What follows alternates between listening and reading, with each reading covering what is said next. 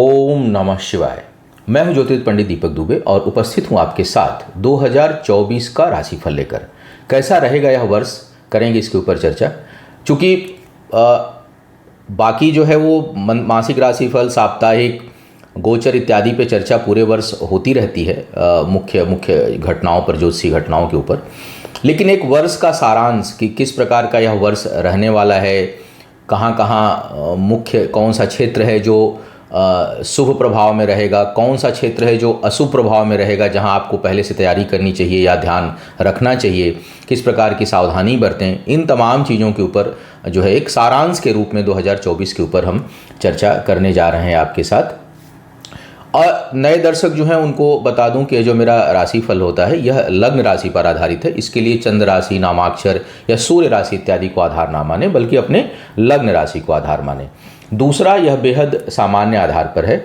आपका जो वास्तविक प्रभाव पड़ता है वो आपकी कुंडली किस प्रकार की है, इस समय वर्तमान में या 2024 में आप किस महादशा से, किस अंतर्दशा से, किस प्रत्यंतर दशा से गुजरेंगे, परमानेंट कुंडली में ग्रहों की स्थिति क्या है, उस पर निर्भर करता है। लेकिन एक संभावना किस प्रकार की जो है वो दर्शा रहा है यह वर्ष आपके लिए मोटा मोटी, उस पर हम लोग चर्चा करेंगे, उस पर दृष्टि डालेंगे। जो लोग मुझसे परामर्श लेना चाहते हैं, मेरी वेबसाइट astrotips.in है, उसके माध्यम से आप मुझसे परामर्श ले सकते हैं। राशिफल मैं अलग से दे रहा हूँ। इसके अलावा सफलता के सूत्र नाम से मैं अलग से वीडियो दूंगा सभी राशियों के लिए अलग से, उसे आप देखेंगे। शनि का 2024 में अलग अलग राशियों पर क्या प्रभाव होगा, उस पर एक वीडियो अलग से दूंगा। और राहु केतु का प्रभाव 2024 में किन किन राशियों पर किस प्रकार का होगा, उस पर वीडियो भी मैं अलग से देने वाला हूं। लगेगा 15-20 दिन, महीने का समय लगेगा सारे वीडियो आने में, लेकिन उन चीज़ों पर मैं चर्चा करने वाला हूं। अभी फिलहाल एक एक करके राशियों का सारांश क्या है, चाहे वो विवाह का क्षेत्र हो, स्वास्थ्य का क्षेत्र हो, करियर का क्षेत्र हो, संतान का क्षेत्र हो, जमीन जायदाद से संबंधित किन चीज़ों पर ध्यान रखना है, या कौन सा समय एक मोटा मोटी जो है वो आपके लिए अनुकूल रहने वाला है, उस पर हम चर्चा करेंगे। तो आइए देखते हैं आपके राशि के लिए क्या कह रहे हैं सितारे 2024 में। अब बात करते हैं मिथुन लग्न राशि जिनकी है उनके लिए। मिथुन लग्न राशि वालों के लिए यह वर्ष कैसा रहने वाला है। सबसे पहले देखा जाए कि जो लंबे समय तक जो रहने वाले ग्रह हैं, राहु, केतु, बृहस्पति, शनि, इनका जो है वो प्रभाव आपके ऊपर किस प्रकार का पूरे वर्ष पर्यंत रहने वाला है। तो केतु जो है आपके चतुर्थ भाव में रहेंगे लग्न राशि से। राहु की उपस्थिति आपके दशम भाव में है। शनि देव जो है आपके भाग्य स्थान पर भाग्येश हैं, भाग्येश होकर के भाग्य स्थान पर हैं। बृहस्पति, देवगुरु बृहस्पति जो है आपके सप्तमेश हैं, दशमेश हैं, और ये जो है आपके मई के प्रारंभ तक आपके 11वें हाउस में, एकादश भाव में, और उसके बाद जो है ये आपके द्वादश भाव में वर्ष पर्यंत रहेंगे। तो 4 ग्रह जो है, 4 में से 3 ग्रह पूरे साल वहीं रहने वाले हैं। बृहस्पति जो है वो एकादश से द्वादश में जाएंगे, तो आधा वर्ष का प्रभाव एकादश भाव का देंगे, आधा जो है वो द्वादश में देंगे। अब एक एक करके देखते हैं कि कौन कौन सा क्षेत्र जो है वो किस तरह के प्रभाव में है, शुभ में है, अशुभ में है, किस तरह की चीज़ें आ रही हैं। आय की बात कर ली जाए। आय जो है वो इनकम पर जो प्रभाव है वो अगर देखा जाए तो इसमें उतार चढ़ाव, कार्य क्षेत्र में थोड़ी अस्थिरता का योग आपके लिए बना हुआ है। स्थान परिवर्तन से, मई के बाद सुदूर जाने से, परिवर्तन से कुछ लाभ आपको मिलेगा, लेकिन अपने कार्यस्थल पर अपने से बड़े अधिकारी, अपने कोलीग्स, इनसे आपको पूरे वर्ष जो है वो सावधान रहना है, क्योंकि कुछ न कुछ आपके खिलाफ षड्यंत्र चलता रहेगा, कुछ न कुछ आपके खिलाफ परेशानियां चलती रहेंगी। जिन पर आप अति विश्वास करेंगे वो आपकी बातों को तोड़ मरोड़ करके सामने रख देंगे।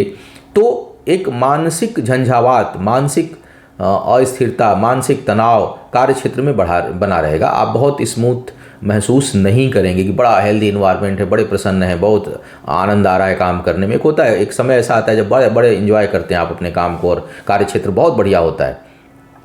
तो उस स्थिति से अगर देखूं, उस दृष्टिकोण से देखूं तो अस्थिरता रहेगी। राहु का योग है, बहुत भरोसा किसी पर नहीं करना है। राहु का प्रभाव रहेगा पूरे वर्ष पर्यंत आपके दशम भाव में, उतार चढ़ाव अचानक बिना वजह के। अब अगर जब बृहस्पति सुख स्थिति में नहीं होते हैं तो वैसी स्थिति में कई बार झूठे आरोप भी लगेंगे, परेशानियां उत्पन्न हो जाती हैं। तो उससे बचने की, हालांकि एक अच्छी बात है कि भाग्येश भाग्य स्थान पर पूरे वर्ष रहेंगे, लेकिन जब बीच में वक्री होंगे तो अगर उस समय कोई चीज़ आरोप प्रत्यारोप लगता है, अगर उसी में कहीं शनि की 7.5 वगैरह भी आपको चल रही हो तो कठिनाइयाँ आपके लिए, अगर कुंभ राशि हो आपकी, सपोज करिए मीन चंद्र राशि, मीन हो, कुंभ चंद्र राशि हो, तो परेशानियाँ आपके लिए थोड़ी सी कार्य क्षेत्र में बढ़ सकती हैं। तो उतार चढ़ाव के साथ सफलताओं का थोड़ा योग है, स्थान परिवर्तन का योग है, सुदूर से अच्छा जो है वो आपको रिस्पांस मिलेगा। जो लोग विदेश जाने की सोच रहे हैं, अपने जन्म स्थान से कहीं दूर जा कर के अपना कार्य व्यापार स्थापित करने की सोच रहे हैं, नौकरी करने की सोच रहे हैं, उनके लिए यह वर्ष काफ़ी अनुकूल है। वो बड़े आसानी से जाने में समर्थ हो जाएंगे। फिर भी थोड़ा जो सरकारी काम होगा वहाँ पर उनको उलझनों का सामना करना पड़ सकता है। अगर राहु की दशा अंतर्दशा होगी तो और थोड़ी दिक्कत होगी, आपको आसानी से आपका काम नहीं होगा। पता चले कि सारा चीज़ हो गया तो ये पेपर अटक गया, यहाँ पर हो गया तो वहाँ स्पेलिंग मिस्टेक का दिक्कत आ रहा है। ऐसी छोटी छोटी चीज़ें आपको परेशान कर सकती हैं, तो इस पर आपको सावधान रहना है।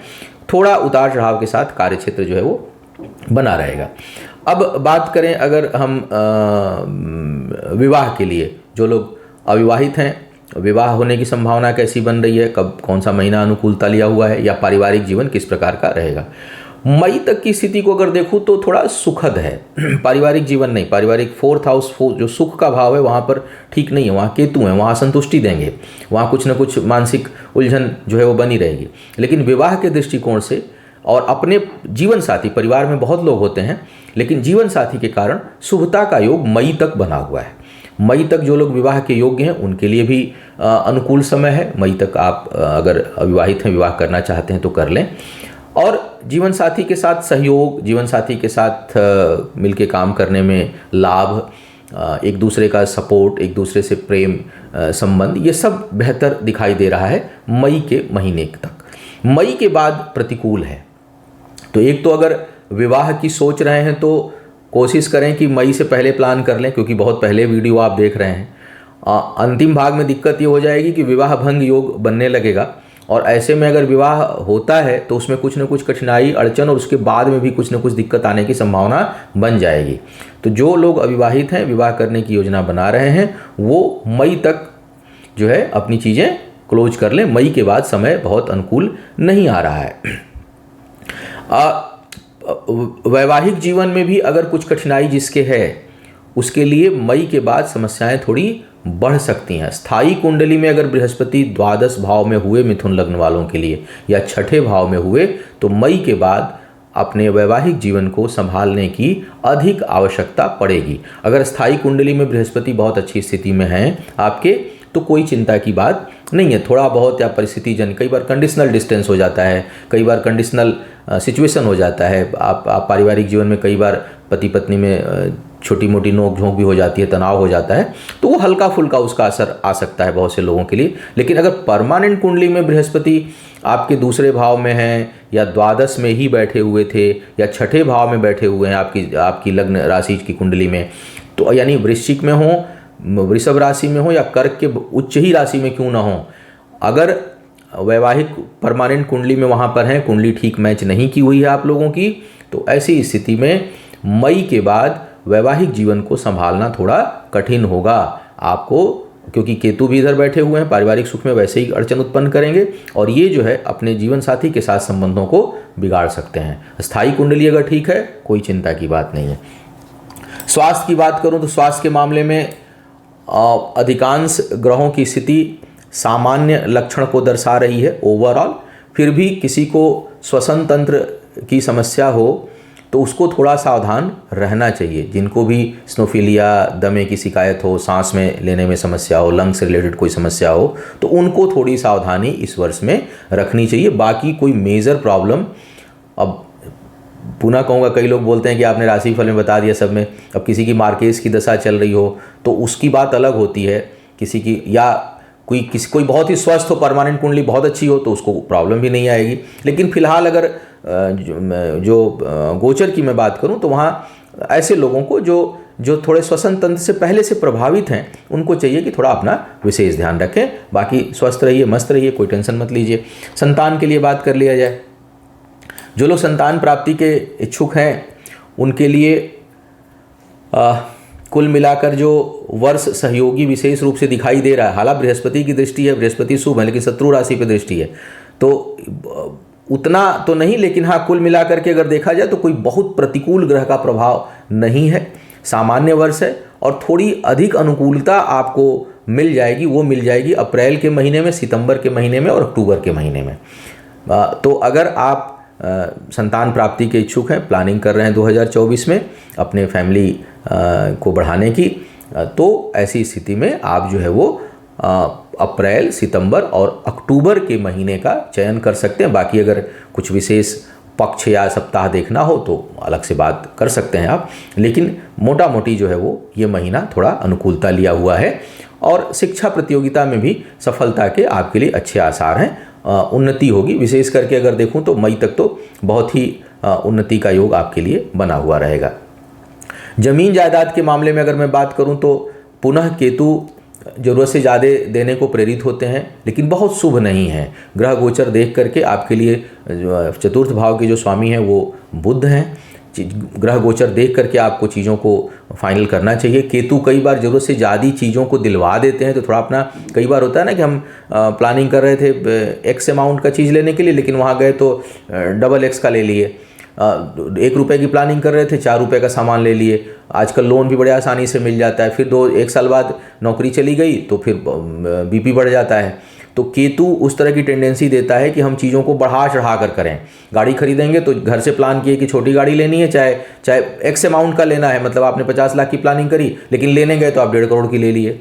आप मकान लेने गए, प्लान किए कि इतने का मुझे लेना है, गए तो फिर आप ले लिए, बहुत बड़ा मकान ले लिए, लोन और कर्ज बढ़ा लिया आपने।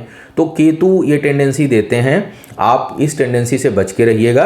अगर आपका बजट 1 रुपये का है तो कोशिश करिएगा कि 90 पैसे में काम करें, 1.25 रुपये ना लें, अन्यथा मानसिक तनाव बढ़ जाएगा। बाकी ज़मीन जायदाद अगर आपको खरीदना हो, लेना हो, उस दृष्टिकोण से मार्च, अगस्त और सितंबर का महीना आपके लिए थोड़ा अनुकूलता लिया हुआ दिखाई दे रहा है।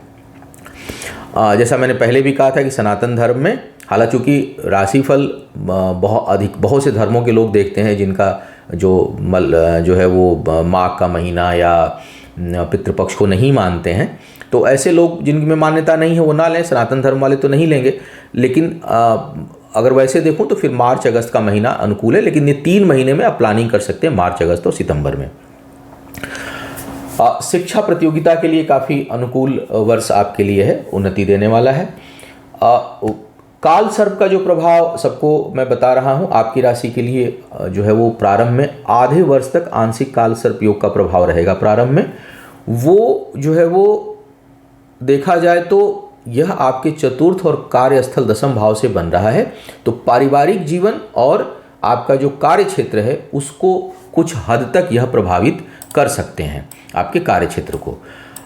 फिर भी कुल मिला के अगर मैं देखूं बृहस्पति की स्थिति, दशम में राहु की स्थिति को, शनि की स्थिति को, सारा कुछ अगर देखा जाए और ग्रह गोचर को देखा जाए तो मिथुन लग्न राशि जिनकी है उनके लिए इस वर्ष में जो शुभ प्रभाव है वो करीब करीब 60% दिखा रहा है। अशुभ प्रभाव 40% तक है। तो हम तो चाहेंगे कि 100% ही शुभता रहे आपके जीवन में, आप खूब प्रसन्न रहें।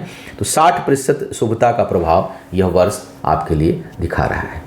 तो यह था 2024 के लिए आपके ग्रहों का सारांश, किस प्रकार का परिणाम मिलने की संभावना ग्रह बना रहे हैं। आपका आने वाला वर्ष 2024 खूब बढ़िया बीते, खूब अच्छा हो, शुभ हो और आपके लिए आयु, आरोग्य और ऐश्वर्य में वृद्धि करने वाला हो। इन्हीं शुभकामनाओं के साथ आपसे विदा लूँगा। पुनः मुलाकात होती रहेगी आपसे इसी चैनल पर। तब तक के लिए मुझे आज्ञा दीजिए। ओम नमः शिवाय।